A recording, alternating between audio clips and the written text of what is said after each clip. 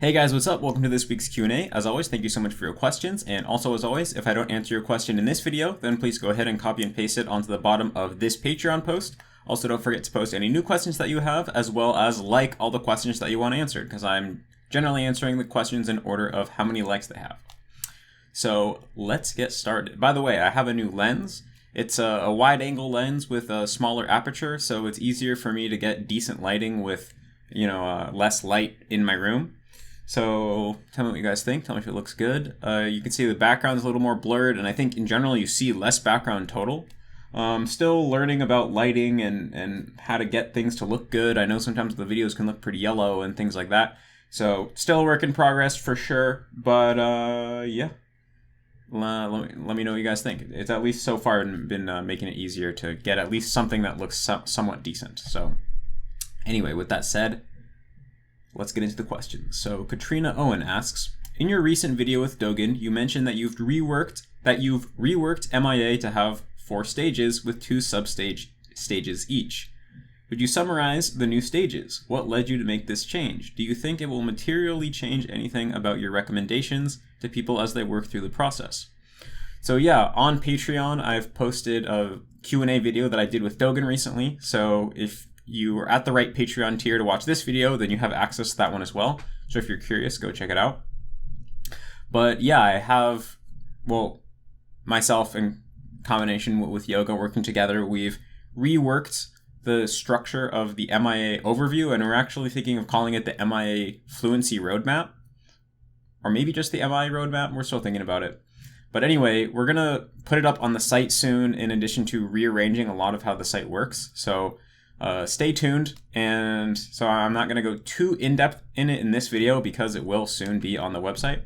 But yeah, I can go through what we have as of present. So yeah, there's now 4 stages, and each stage has 2, sub-stages. We're just, as of now, they're like part A and part B of each stage. And I guess before I actually go into it, I can explain a little bit more about it. You asked what led us to make this change. Well, a big issue with the original kind of MIA overview, like the one that's on the site at the time of this filming, is that there's no clear delineations between each stage. They all just kind of blend into one another, and there's no clear goal of each stage. It's not like in this stage your goal is to develop this, or your goal is to accomplish this. It's kind of just a path that goes from the beginning all the way to fluency, and then we kind of just arbitrarily drew lines in the sand. And so there's this issue of it's really hard to know what stage you're in and when you should move from one stage to the next, and it's just really hard to gauge your progress, and the only thing you really have to go off is the number of cards that you've made, and that's a really bad measure for various reasons. So there's that issue. There's also this issue where when you look at the MIA overview, each stage has a name, and that stage is based off of how good you're supposed to be by the time you reach that level. So it's survival level, basic, functional, fluent, and things like that. But it doesn't really, that way of naming the stages doesn't really line up with the reality of what you're doing in each stage, because your goal in doing stage 2, for example, isn't to reach a survival stage. It's really to build a foundation and comprehension, which is later going to go on to help you develop output ability. And so it doesn't really because the way that MIA works, right? You're kind of doing this investment early on of getting lots of input and training your comprehension in order to get the return later on down the line of natural acquired speaking ability. So your progress really isn't linear if you're measuring in terms of what you're able to produce, what you're able to output. And so it doesn't really make sense to name the stages in terms of how well you're going to be able to output at that stage, which is essentially what we have now with the survival level, basic fluency, and so on. So the new setup is based off of what you're actually trying to accomplish in each stage.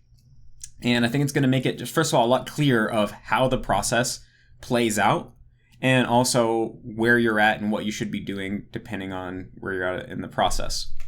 So that's one of the questions you asked, what led us to make this change. The other thing you asked, do you think it'll materially change anything? I think it will, but it's not that, the way that I think about it is that over the past year and a half or 2 years that we've been running MIA, I've been continually collecting feedback from people who have been following MIA's advice. And through that, I've been slowly kind of updating my view on what the best way to approach language acquisition is and what seems to work well for people and what doesn't work so well for people. And so I kind of took this opportunity to rework the overview or the roadmap or whatever to basically make all the changes that I've kind of been accumulating in my mind that I feel like we should make just based off of all the feedback I've got from other people. And so one of the things, like basically two of the things that I think will be emphasized a lot more that weren't emphasized as much in the past are basically, first of all, being more specific on what domain you're working on. So kind of like choosing a domain that you want to kind of gain an initial level of mastery in and working on that before spreading out to other domains, because I think that's going to make the overall process of achieving well-rounded mastery a lot more expedited. And that's something I've talked about in past Q&As, but not really in any main channel or website content. So this is when we're going to start really going into that in depth on the website. And then the other thing is basically being more explicit about how you're pushing your cutting edge of vocabulary and grammar understanding forward through reading, and then you're catching that up through listening. And because of this, early on, reading is going to be emphasized a lot more, because the most efficient way to go about getting good is to basically acquire the language through reading and then just learn how to hear everything you've acquired later after that. And so that idea is going to be more reflected in the actual timeline. And in the past, I was more thinking about like, oh, well, if you want to get the best possible accent, then you don't want to read too much before you develop listening ability. But I've kind of come to just feel like that's not as important, because although that is probably still true if your top priority is achieving the best accent possible, but I think that the additional returns are so small when you're taking that kind of approach that it's hard to justify it being worth doing so, because it takes so much longer and it's so much harder. And what I'm talking about here is taking a listening heavy approach from the beginning, trying to like really learn through, a listening heavy approach from the beginning, trying to really learn through listening. It takes a lot longer. It's a lot harder. And so I don't think the additional benefits are going to be justifiable for more people in terms of their accent.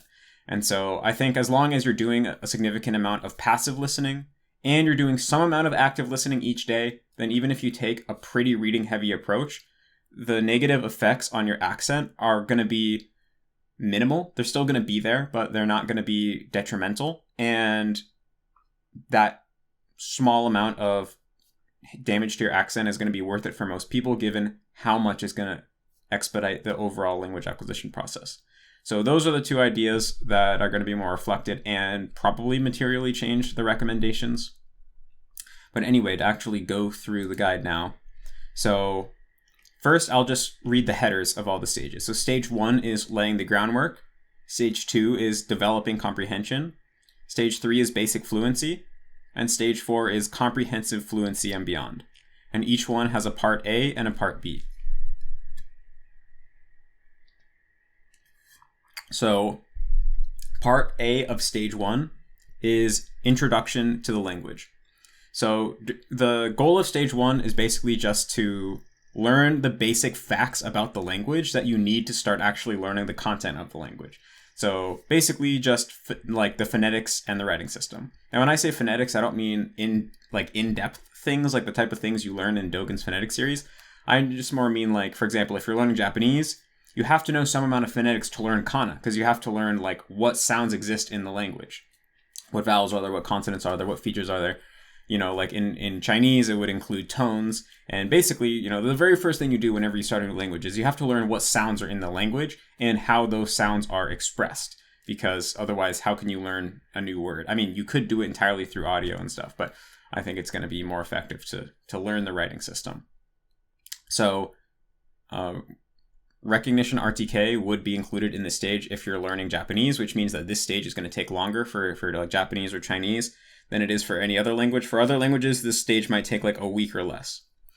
But I did put that in this stage, you're doing active immersion, but with native language subtitles. Because before you know anything in the language, there are benefits to doing active immersion. I mean, realistically, you can't read. If you don't know anything language, you can't read. That's kind of off the table. But you can do listening, right? You can sit and watch TV shows in your target language, but at the beginning, you're not going to understand anything, right? And so, although there are benefits when it comes to, getting your brain better at parsing the phonemes and learning to hear all the sounds and things like that, and you will start picking out new words and things like that. It's very tedious for most people to just sit and watch TV show they don't understand. And so, what I think people should do in this early stage is just watch with subtitles, and then also do passive immersion, and do passive immersion with the content that you watched with English subtitles. And the benefits of watching with English subtitles are, well, the main benefit, in my view, is that it helps you build a habit of regularly spending time in your target language. And this is really crucial because I think a lot of people go into this process pretty much addicted to English content. And so it's really hard for them to spend a lot of time with their target language, especially when they don't understand any of it. So it's kind of this jarring shift from English content that you love and understand fully to target language content that is foreign and you don't understand it. So I think by watching with English subs and getting in the habit of spending time with your target language in a comprehensible way and in an easy, effortless way, that's just going to help you ease into the language, build habits of just spending time with the language regularly. And it also is going to build up a bank of content that you're familiar with and that hopefully you like, which you can then later on sentence mine and also use as passive immersion. So I still think in this beginning stage, through watching with English subs, I mean, that's like low quality passive immersion, and then passively listening to that content, you're still getting that benefit of getting your ears used to the sounds of the language and things like that in a kind of easy way. So that's in stage one. You're doing passive immersion with content that you've watched with English subs. And then, so that's part one. Part A. Part B is basic grammar and vocab. So you're continuing to watch target language content with English subs and then passively listening to that. And then you're going to use an SRS to learn the most common 2,000 words. And you're also going to learn the basics of grammar. And basically just go through a grammar guide or a grammar course casually and learn the basics of the grammar. So that is stage one, laying the groundwork. So we can see that basically the goal of stage one is to get you to the point where you can learn from immersion itself. And in the past, I mean, I came from AJATT historically, right? And in AJATT, they basically tell you to don't do any work laying the groundwork or anything like that. Don't do any preparation work. Just jump into the deep end from day one. And I don't think this is very effective, and it's also not very fun. So, I mean, I did this personally, and I did make it work because I had so much sheer motivation that I was able to just brute force it and get to the other end.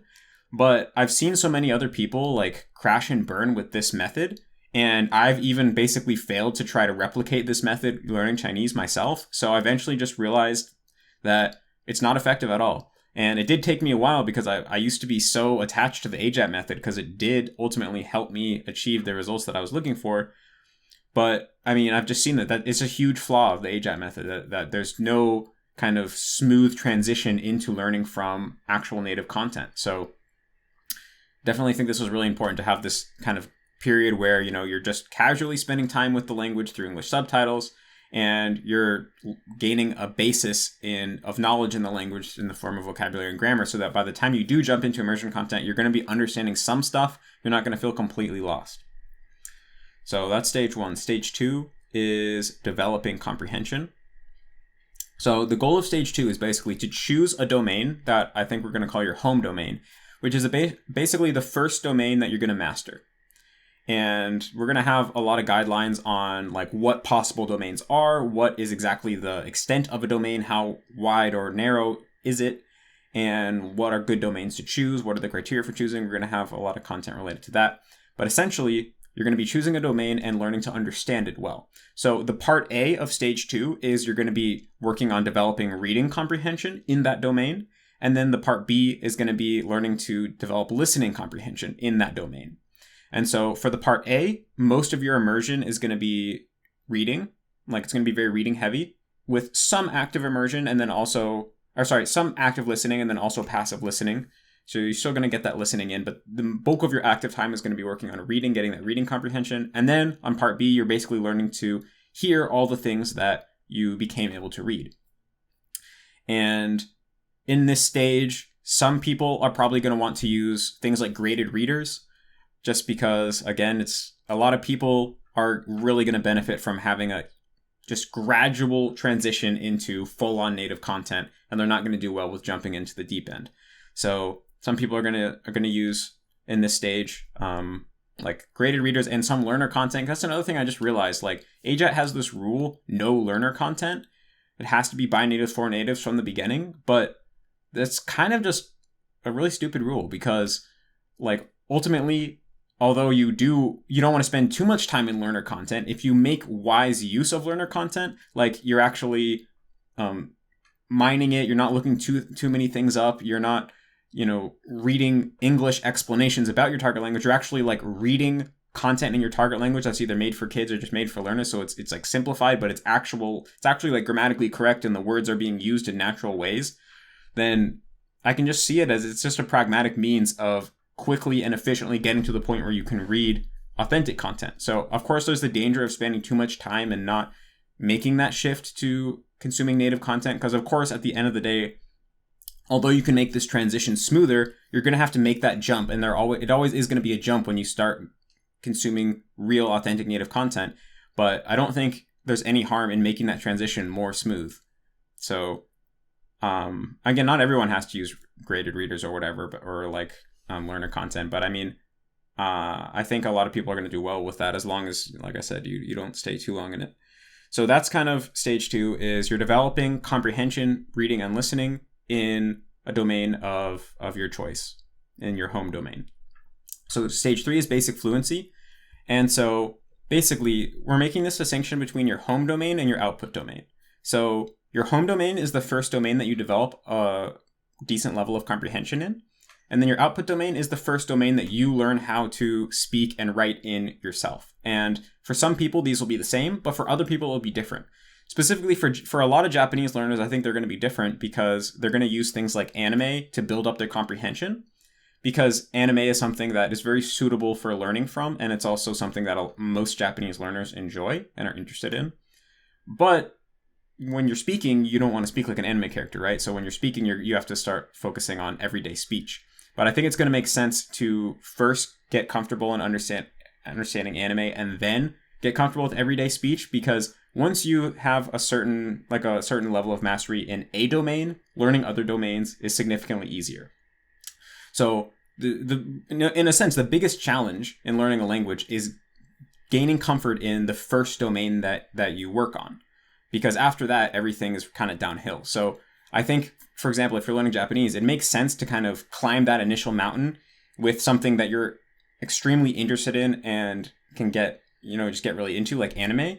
And then once you have that, then you can transfer that ability over to more natural speech. But it's going to be harder to get comfortable in natural speech the first time because there's not as much interesting content generally. There's not as many shows and things like that have subtitles that you can easily learn from and things like that. So I think there are many cases where your output domain and your home domain are going to be different. But anyway, assuming that they were different, then in stage 3 at the beginning, then the goal is basically, so now you're going to make the shift from your home domain to your output domain. You're going to start reading a lot in your output domain, and then you're also going to start slowly writing in the language, writing in your output domain.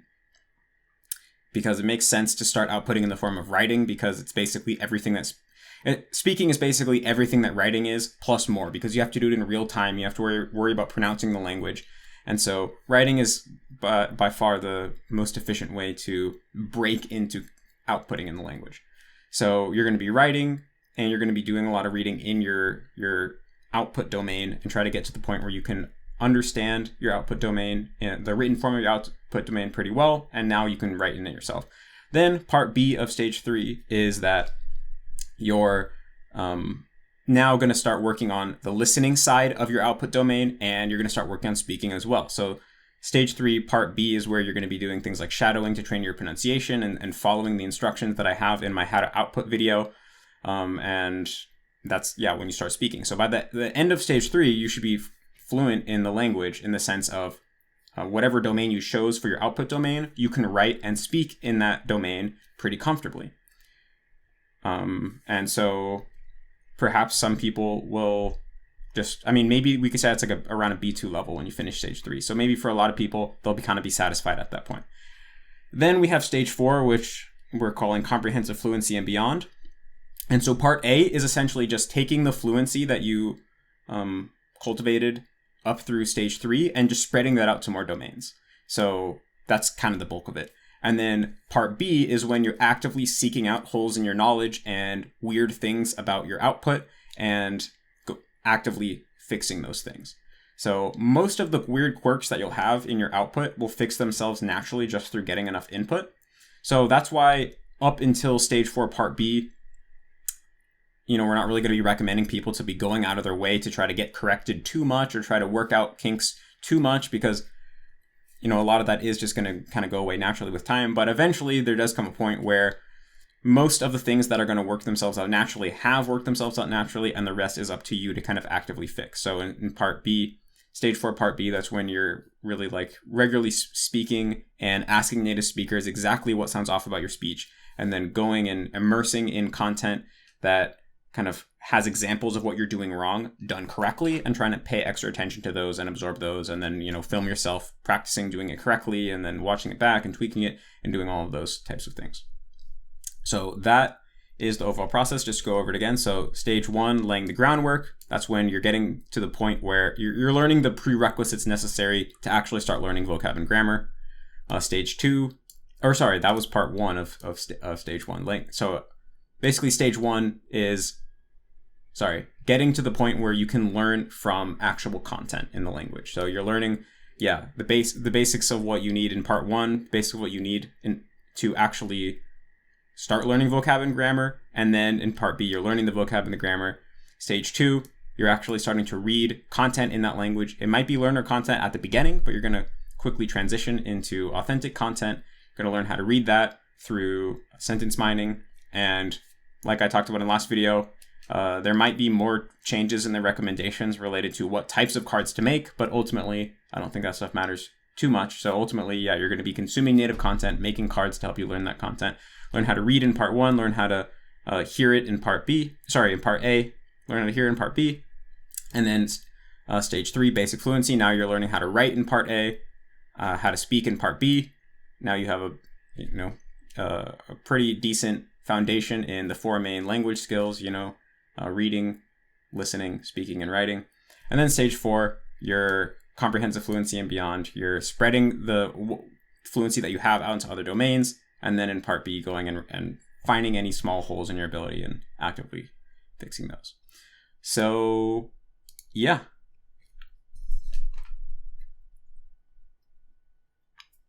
Now, there was another question that I think makes sense to address here. So I'm going to address that now. The question is essentially, how do you know where you're at if you start MIA halfway through? So like if you're doing traditional methods or some other method and then you convert over and start doing MIA, how do you know where you're at? Well, I think it's going to be a lot easier for people to answer this question for themselves with the new overview or the new roadmap, because essentially you can go through each stage and even each part of each stage and understand what the goal of that stage is. So essentially you can start at the beginning, go through each section of each stage and just ask yourself, like, have I already achieved or accomplished what this sub stage is trying to get me to accomplish? So like stage 1, part A. Do you know the basics of phonetics and do you know the writing system? Probably yes. So okay, check that off. You don't need to worry about that. Part B, basic grammar and vocab. Do you know at least 2,000 words in your target language, and do you know the basics of grammar? If yes, cool, you can move on. If not, then start working on that. Start learning more words and learning the grammar, whatever you're missing from that stage. And then stage 2, part A. So is there a domain in the language where you can read and understand above 90%? I'll have to think more about exactly what the percentage is, but for now, let's just say above 90%. So is there a domain where you can read in the language and understand 90%? If not, then start working on that. Choose what domain you're going to work on and get to the point through just reading and SRSing that you can understand a written domain in the language close to 100%. If you can't already do that, cool, then move on to the next one, which is learn to listen. So is there a domain in the language where without any subtitles or anything, you can understand the audio form of a language, the spoken form of a language, like 90 to 100%? If not, start working on that. If you can, then move on to stage 3. So stage 3, part 1, learning how to write. Is there a domain in the language where you can write pretty comfortably? If not, then start working on that. If there is, then move on to stage 3, part B, learning to speak. Can you speak in a certain domain in the language pretty comfortably? If not, then start working on that. If you can, then move on to stage 4, part A. So you have a domain of the language that you're comfortable in, but maybe there's other domains that most native speakers would be able to function in, but you can't yet. Well, start working on spreading your fluency out to those domains.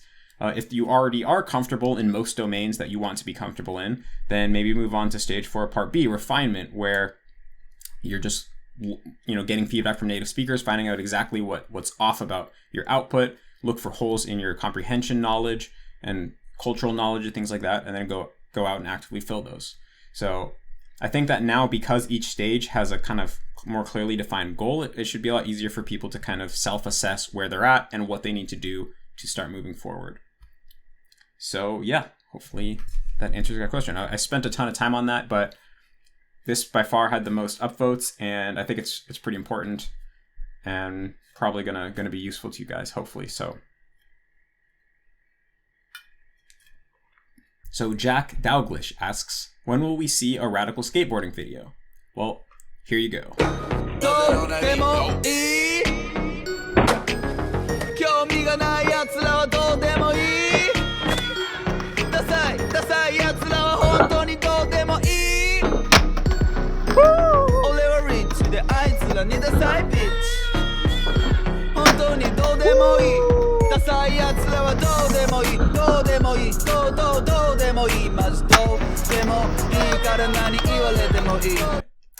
Cole McKinnon asks, do you have any tips for finding a good parent to adopt? I've been completely unable to find someone who, 1, speaks the way I want to speak, 2, has enough content to extensively listen to / shadow, 3, has the same pitch range as me, I have a very high-pitched voice compared to most men, and 4, talks about topics that interest me.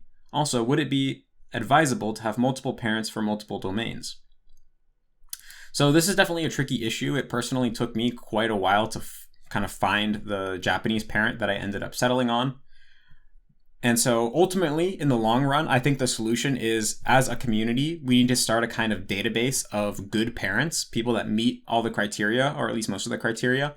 And once, as a community, we come together and start building out this database, then when people in the future come along and they comes to the time where they need to look for a parent, they can look through this database and have like a list that's already in existence of maybe like 10 to 20 different people in each language, in each gender that they can choose from.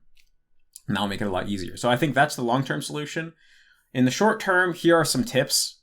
First of all, you can ask native speakers to look for you, or just look ask them if they know anyone that sounds like, that would meet the criteria that you have. Another thing I would say is, don't try to rush. Like, just accept that the process of finding a parent might take even as long as a couple months, maybe, even though it might not be what you want to hear. Because I think if you're rushing to find a parent and you're like, okay, today I'm going to find the one, I'm going to find him, or whatever, then that extra stress can actually make it harder to do a good job looking. And I know this was true for me. I'm like, I just want to get this over with. I just want to choose my parent and start applying the method. But that mindset actually made me feel all kind of like stressed out. And I was like rapidly clicking and listening to a ton of people and sending links to native speakers and asking them what they thought of the person. And it made it harder to find a good job. And actually, it was once I kind of gave up that, I ended up choosing someone, but I wasn't totally satisfied with the person I chose. I kind of felt like I was compromising. And then a little bit after that, when I essentially stopped searching because I found someone, a little bit after that was when I ended up stumbling across the person who I ended up going with and was kind of totally perfect and met all the criteria. So I think that ultimately it's good to not rush too much and just accept that it might take a while, and that might actually help your search. And another thing is that if you found a parent that you think might be good, but you're not totally sure, maybe just try them out for a while, because maybe you'll realize, oh no, I like this person, it does work well. Or maybe you'll realize, oh no, I definitely can't use this person. And so if you're not sure, a good way to gain some clarity is just to try it out for a little bit. And yeah, as to your second question, would it be advisable to have multiple parents for multiple domains? I think so in a way, but I would only work on one domain at a time. So, yeah, choose one domain at a time to work on, have one parent for that. Like if, for example, you want to be good at like daily conversation, and so you have a parent that you're using as an example for daily conversation, and then you also want to be good at speaking about electrical engineering. So you find someone who has a bunch of videos on electrical engineering and you copy them, then I think that would work. But I mean, the idea with the parent is that you're trying to copy their mannerisms and your inflections and things like that. And that actually doesn't really change domain to domain. So like, for example, if you have a person who maybe they have some videos where they're talking about cars because they like cars, and in other videos where they're talking about electrical engineering, their inflections and their body language and their mannerisms and things like that are probably going to be pretty much the same in both domains.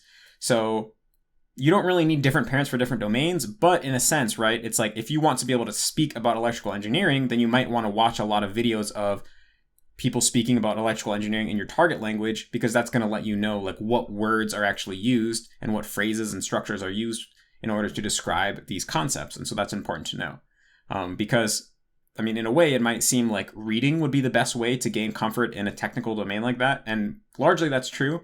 But I think there's certain times where there's like in writing, a certain technical term is used, but when spoken about verbally, there's like kind of a more colloquial term that's used and things like that. So if you do want to speak colloquially on a certain topic, you definitely want to listen to other native speakers speak on that topic as well. So really, for your main parent, where you're trying to copy their inflections and manners and things like that, you only need one person, and it's kind of like, it will kind of cover all domains. But yeah, it's good to maybe look at some other people speaking within certain specific domains if you also want to be able to replicate that specific domain. If that makes sense. So Joey Jordanson asks, "Hi Matt, in your past Q&A on December 2019, you said that if you find a one target sentence with the target word written in kana, then you should go out of your way to kanjify the word, because it will not only enable you to build a stronger memory, but will also enable you to read the word in kanji even if it is rarely written in kanji. This makes perfect sense to me. However, what if my target word has multiple different ways of being written in kanji? For example, kawaii soul can be written as A, B, and C. Because yeah, kawaii soul has multiple different possible kanji writings. So what I would say is, first of all, choose the way of writing it in kanji, which is most common, because that's the one that's most valuable to know. And if you're not sure which one is more common, you can search them in Google in normal quotations and look at how many search results show up. Because if you search in quotations, then that means it's an exact search. So it's going to search the exact characters in that order. And so if you compare the different, how many search results come up in each kanji writing, then that will tell you, well, which one's the most common. So if one of them is a clear winner, just go with that.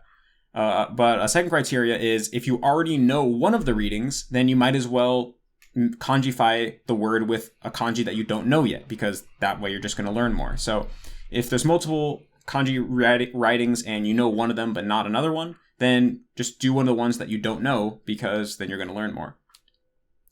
And if you know all of them already, if there's multiple ways of writing it in kanji and you know them already, well then really it doesn't matter. You don't even really need to put it into kanji anymore. But if you're going to, you might as well just put it in the most common one and get a little extra practice reading the one that's most likely to actually show up in real life. That's what I would say. So Dan Green asks, do you still have any habits or vestiges from your AJATT days? So, I think I got a few. One of them is that most of my software inside of both my computer and my phone are set to Japanese. So that's definitely a vestige, I would say.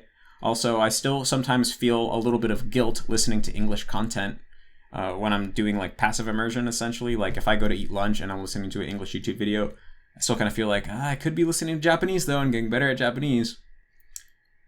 But I mean, I don't know if I'd say that's a vestige from my AJATT days. I think that's just because like I do want to continue to improve my Japanese, and so I just feel like, I'm not really doing myself a favor by watching English content. And I mean, I still do spend time in Japanese regularly, so again, you could kind of say that that's a vestige of my AJATT days, but in reality, I just spend time in Japanese regularly because I want to keep up with Japanese and I like doing things in Japanese, So Mark Morin asks, this isn't so much a question. Well, it sort of is, I guess. But I was wondering if you have videos of you speaking Japanese back when you were 1, 2, 3, 4, etc. years into your progress. I think it would help us wrap our heads around your development with the language. Plus, be very inspiring if we could watch your before and after with the Japanese language. I'm sure that would be super cringy for you to watch, but it would be amazing to watch for those of us who weren't there in the beginning. Either way, thanks for all the great work with MIA.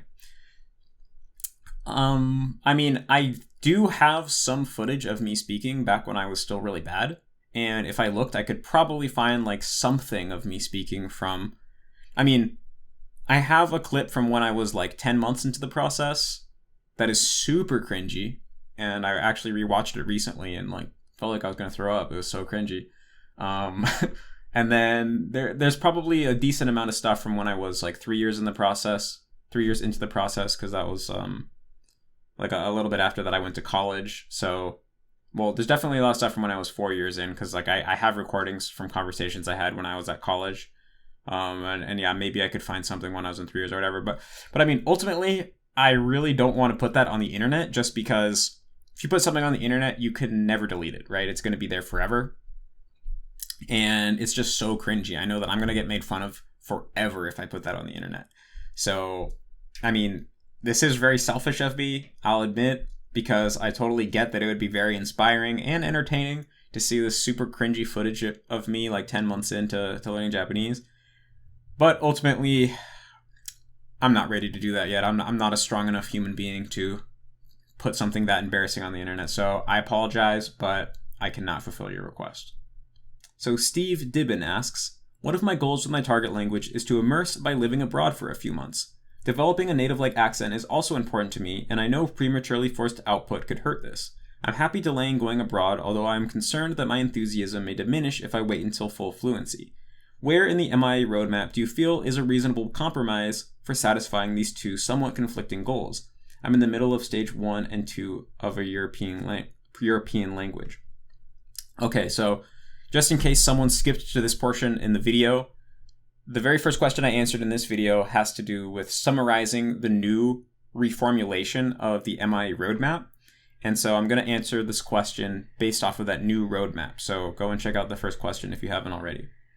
So I'd say that after you finish stage 3 would be the perfect time to go abroad, because after finishing stage 3, you're going to be at basic fluency. You're going to be able to express yourself with relatively few issues, and you're going to be able to understand most stuff, especially when someone is speaking directly at you and they can kind of modify their speech a little bit if need be for you to understand. And so that's going to put you at in the perfect position to continue to learn from real life. You know, you're going to be able to actually make friends because you're going to have enough language ability to so that communication isn't a total impediment, or your communication ability isn't a total impediment. And you can engage in hobbies in the language and engage in like other interesting things happening in the country and things like that. And so, yeah, I think that's the perfect time to go to the country and start really living your life fully in the language. And I kind of wish that I would have gone to Japan when I was at around that point, because I do definitely feel like there's a component where if you wait too long, your enthusiasm does diminish, because, you know, eventually you get so used to knowing the language that you get a little bit jaded and it stops feeling cool and stops feeling like a big deal. And then it kind of feels like, well, do I need to go to the country? I mean, I kind of already feel decently familiar with the culture, and, you know, and my language ability is already pretty much where I want it to be. So yeah, I definitely think probably after you finish stage 3 would be the perfect time to go to the country. So Chiefs15 asks, have you ever taken a Myers-Briggs personality test? I would guess you are an INTJ. Do you think MIA is geared better to certain personality types? So I have taken an online Myers-Briggs personality test before, and I got designated as an INTJ, just like you suggest, so props to you for guessing that. I've also heard that the Myers-Briggs personality test isn't very reliable and has some pretty fundamental flaws, and so psychologists don't use it. Instead, they use this other personality test called the Big Five. And so I don't know if it's really worth taking the Myers-Briggs personality test seriously. But anyway, when I took it, I got an INTJ. Do I think that MIA is geared better to certain personality types? I think so. I mean, I'm not familiar enough with either the Myers-Briggs personality test or the Big Five personality test to be able to actually say, like, people with these traits or in people who are in these categories will do better or worse. But just generally speaking, I think that people who are more introverted are going to do better with the mass immersion approach, because the beginning stages involve spending time alone, immersing yourself with recorded content in the language. So if you're an extrovert and your favorite thing is just spending time with other people, then yeah, you might struggle a little bit more to put in all the hours necessary. And I'd also say that, people who are, I don't really know if this is a personality trait, but people who are good at just self-directed learning are going to be better. And people who are good at just, thinking through things on their own, deciding things on their own, and really just being self-directed are going to do a lot better, I think, because although we are creating more layers of structure in MIA, for example, the idea of like you want to choose a domain and learn that domain before you learn other domains, like ideas like this are adding more structure. And so they're making it so that the users or the learners have less things total that they need to decide on, but there's still going to be a lot of things that the learners themselves need to decide on based off their own preferences and their own goals. And so if you're someone who really struggles with just being self-directed in general, then you're probably not going to do as well with the mass immersion approach. So John Michael Stern asks, "Hey Matt, I'm currently a college junior studying economics and psychology. I often have conflicting feelings about studying for school versus studying Japanese. I still do about 2 to 3 hours of active immersion a day with some passive. I do a little more when my school load is lessened. How did you deal with the conflicting feelings of Japanese versus any other goals you had at the time?" Well, for me personally, whenever I would run up into this sort of conflict between, Japanese and something else that I wanted to do, I just decided that Japanese was more important, and so I was going to focus on Japanese. And this was very challenging to do at times, but for me personally, I just knew that Japanese was the most important, and I was willing to sacrifice whatever other potential interests I had in order to get good at Japanese. And the way that I justified it to myself was that getting good at Japanese doesn't take forever. It takes a certain limited amount of time. So after I get good at Japanese, then I can go on and engage in those other hobbies or other activities that I want to do. And it's going to be better to master Japanese first and then go on and do those other activities than to try to do them both at the same time, because trying to juggle multiple different things is just inefficient and frustrating. And so for me personally, I decided that Japanese was most important, and I prioritized that, and I put other things to the side, at least for those first 5 years where I was learning intensely. After those 5-year periods, at that point, Japanese was kind of just on maintenance mode, and I was able to do a lot of different things. So in a way, my plan worked out where I dedicated 5 years to Japanese, got amazing results, and now I can just, with very little effort, maintain my Japanese ability while engaging in other different hobbies. So for me, that worked out well. For you, you're going to have to decide which one you want to prioritize. I don't want to say, but I have no intention at all of saying that you should prioritize Japanese over your schoolwork. Just what I'm saying is probably what I would recommend doing is just thinking deeply and making a decision which one you want to prioritize and prioritizing that one. And you don't have to drop the other one completely, but I think it's really hard to try to prioritize two things the identical amount in your head. Like, I care about this 50% and this 50%, because there's always going to be times where you have to sacrifice one or the other. So if you make a decision of which one is the more important one, then whenever you have to make one of those decisions of like, okay, right, is now the time to work on A or B, you'll know which one to default to, and that will just make the decision-making process easier. So ultimately, there's only so many hours in the day, so I think you do just got to make the decision, what is your priority for this period of your life? And it can be helpful to keep in mind that life is long for most of us who are fortunate, and so there's going to be times in the future to do other things if you still want to do them. So I think there's a lot of value in focus for periods of time. So Dodokso asks, "What do you do when listening to audiobooks? I find myself zoning out frequently, and once I miss something in an audiobook, it's hard to follow the plot and enjoy the process. Any tips?" So personally, if you're not at the point where when you listen to an audiobook, you understand a vast majority of it, I wouldn't recommend listening to audiobooks. I think it's better to use things like TV shows, maybe podcasts, basically anything more comprehensible for listening practice.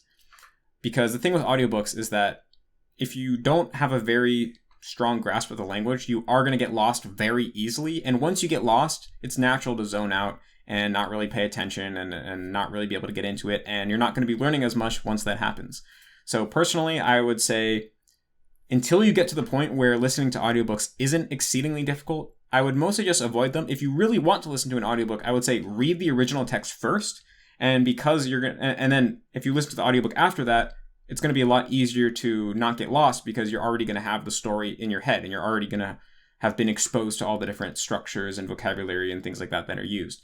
And that way, even if you zone out for a little bit, when you come back, you won't be lost because you'll have already read the whole book. So you can just quickly find out what's going on at that point in the story. So yeah, I would say for the most part, probably avoid audiobooks with the exception of listening to books that you've already read until you reach a high level. And yeah, until that point, either read the book first and then listen to it, or otherwise maybe use more comprehensible content like YouTube videos or TV shows and things like that. So Joey Jordanson asks, "Hi Matt, I have a question regarding grammar and reading. If I'm reading something that has a word or multiple words that I don't understand, then the obvious thing to do would be to look up those words in a dictionary. However, what exactly is the process I should go through when I run across a grammar structure I don't understand? Do I look back and try to find the exact structure and take him somewhere? Do I use a translator or English subs as a guide and try to roughly match up the grammar? Do I ask a native? Or should I be doing something else completely?" So I can tell that you're talking about Japanese because you mentioned take him. By the way, guys, it would help me a lot in the future if you specify what language you're learning. I mean, I assume that if you don't specify, then that probably means you're learning Japanese, but still, I don't want to assume. And a lot of times, my answer is going to differ depending on what specific language you're learning. So if you could try to remember to specify what language you're studying, that would help me. But anyway, yeah, so in Japanese in particular, I mean, I don't know how true this is for other language, but for other languages, but in Japanese in particular, most things that I think would be considered grammar, you can just look up in the dictionary like anything else. Like, for example, if you take like nagara, like nomi nagara, it's like a particle-ish thing that you can attach to the renyoke of a verb, and then it means like while doing verb, you do something else. Like, you know, aruki nagara nomu. So like drinking while you walk somewhere or something. So this nagara is something that's considered to be like a JLPT grammar point. I don't know if it's like N3 or N2 or N1, but it's considered to be a grammar point. But you can just look up nagara in jisho.org and see what it means. And in my case, this is true for most things that would be considered grammar. Like, what's another thing? Like, naradewa. That's another thing. I think it's considered N1 grammar. Like, nani nani naradewa no nantoka. So this naradewa is something you could just look it up in Jisho and get the answer. So for a lot of things, I think that people just have this idea like, oh, it's grammar. It's not a word, it's grammar, and that means it's special. I have to do something special to learn it. But I think a lot of times you can just look it up in the dictionary, just like for normal words, and that will solve your problem. It's really only for more fundamental aspects of the grammar where you're not going to be able to do that. Like, if you have trouble understanding what the te form means in a certain situation, like a verb's in te form, and you're like, well, I know what the verb means, but how is the te form functioning in this sentence? Clearly, Jisho isn't going to be able to help you with that in particular. For things like that, I think, well, first of all, if you haven't done a basic run-through of grammar, then I recommend doing that. Like, that's in stage 1, part B, like I talked about earlier in this video. So, like, you definitely want to have some exposure to the grammar, have had all the main concepts of the grammar loaded up into your mind at some point. So this would mean that you do know, in this case, what the te form tends to do. And so basically, if you combine that with immersion, then most of the grammar you're going to be able to just figure out, because there's going to be some situation where your rough knowledge of what a structure means that you gained from reading Take Him, in this case, combined with the context of the situation, is going to allow you to infer how it's actually functioning, and that's going to how you're going to build a deeper knowledge of the grammar. If there's something that you're really getting stuck on, then you can Google it.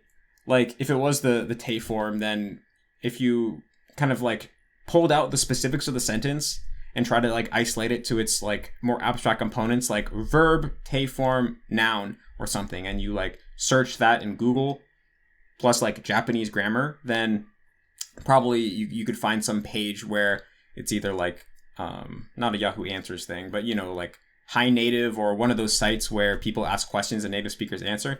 Probably something like that will come up and you'll be able to find the answer out that way. So basically, to summarize, I think that for most things, as long as you have like read a basic grammar guide, you're going to be able to figure out if you come across a sentence and there's something you're not able to understand, that probably just means that the sentence like wasn't one target or wasn't I+1. And so you can just skip it and move on, and there's nothing to worry about. But if you do want to learn it, then, well, first of all, a lot of things you can just look up in the dictionary and learn that way. But for things where that doesn't work for you, can probably just Google it, and that will solve your problem as well. So yeah, I would say it's good to probably lean to the side of just skipping and moving on and looking for something that's more low-hanging fruit that you'll be able to tell what it means from the context. But yeah, if you're really getting caught up on something and you want to know, then I'd say you could just Google it, and that's probably the best way to go about it. I personally never asked a native speaker unless it was something that came up a bunch of times and I really went out of my way to try to find the answer and I just couldn't. As a last resort, I would ask a native, but I don't recommend making a habit out of that, because most things just become clear with time, and it actually is going to be less efficient to try to have a little mini conversation with a native speaker to get it clarified. It's going to take a lot more time than it's worth. It's better to just wait until there's a situation that will automatically teach you what that structure means or something, or at least clarify it. So Josh Anthony asks, "Hi Matt, I know that you've mentioned that for the first couple years, at least you weren't focused on pitch accent at all, and then after a certain point, you put in a lot of effort to study pitch accent. However, I was wondering what your pronunciation was like before you started focusing on pitch accent. Did you manage to naturally acquire the pitch accent of certain words without intentionally trying? Or did you find you almost always got pitch accent wrong until you consciously made an effort to improve it? If I recall, you had a video that said that it was not possible to completely acquire pitch accent without studying it. However, I wonder why this is the case, since native Japanese speakers naturally acquire it." So if you want to hear what my pitch accent was like before I studied pitch accent, then you can watch my old Jiko Shokai video. I'll put a link to it in the description. In that video, I pretty much had not studied pitch accent at all, and so my pitch accent, so basically you can hear exactly what my pronunciation was like before I started studying pitch accent. So yeah, in terms of vowels and consonants and just the overall sound of my voice and my overall inflections, that stuff was all very good, but pitch accent in particular was pretty abysmal. Now, there's definitely a lot of things that I got right when you listen to me speak, so it's not like a lot of things in pitch accent are literally binaries. It's A or B, so in a sense, you could get 50% accuracy even without ever studying for certain components. I mean, actually, what I just said isn't true. I mean, there's different levels to acquiring pitch accent. So if you're really bad, you're going to say patterns that don't even exist in the language.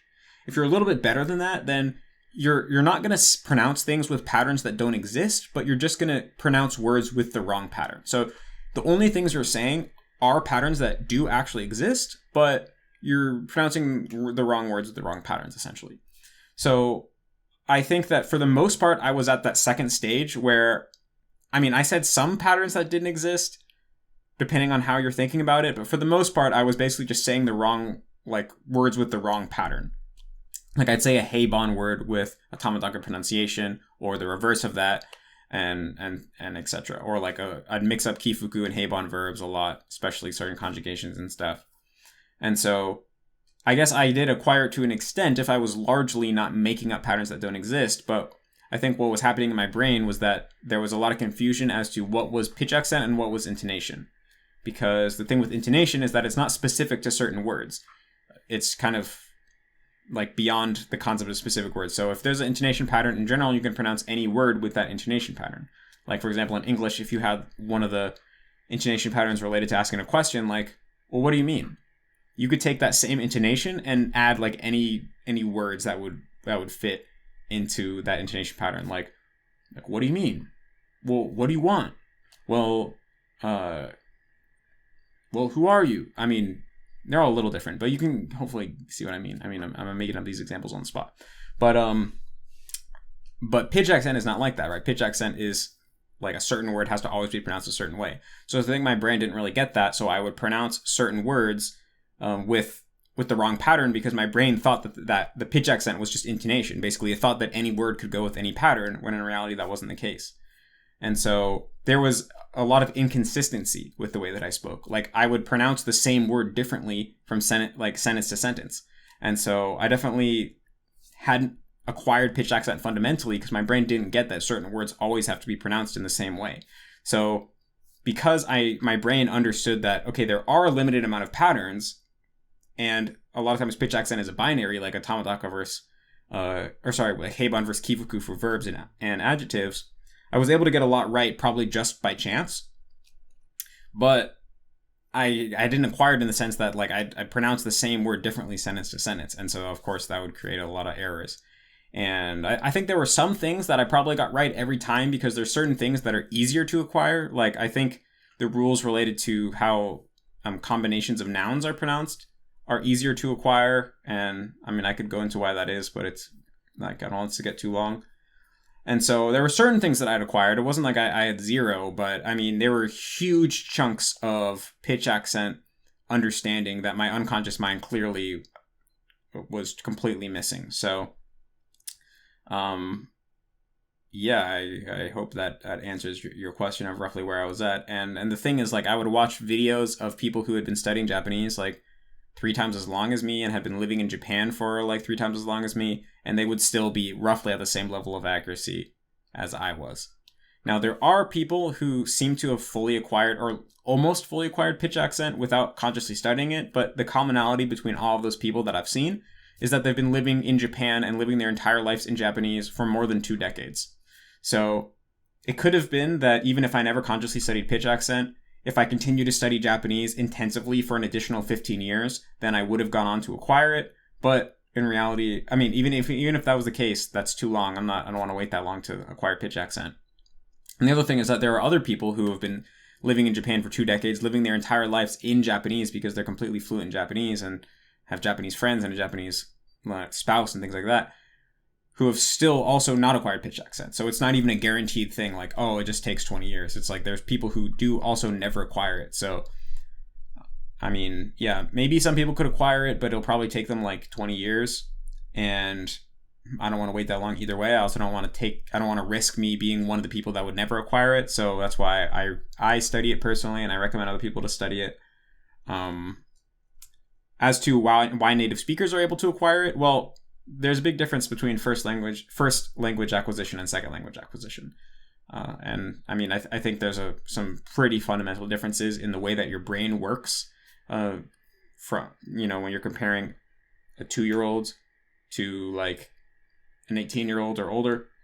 And I have a video on this Patreon called The Pitch Accent Problem. I think that's what it's called. It's like an hour-long video where I explain exactly why I believe it's not possible to acquire pitch accent, or extremely difficult to acquire pitch accent as an adult learning Japanese who doesn't already speak a tonal or pitch accent language. And so check that video out if you want to know why. I still agree with almost everything I said in that video. I think personally I have a pretty good understanding of why Westerners who learn Japanese as an adult tend to not acquire the pitch accent. So check that out if you're interested. I also have another main channel video called Consciousness and Language Acquisition, where I explain a lot of the similar ideas from, I think, a little bit of a different perspective. So if you're interested, check that out as well.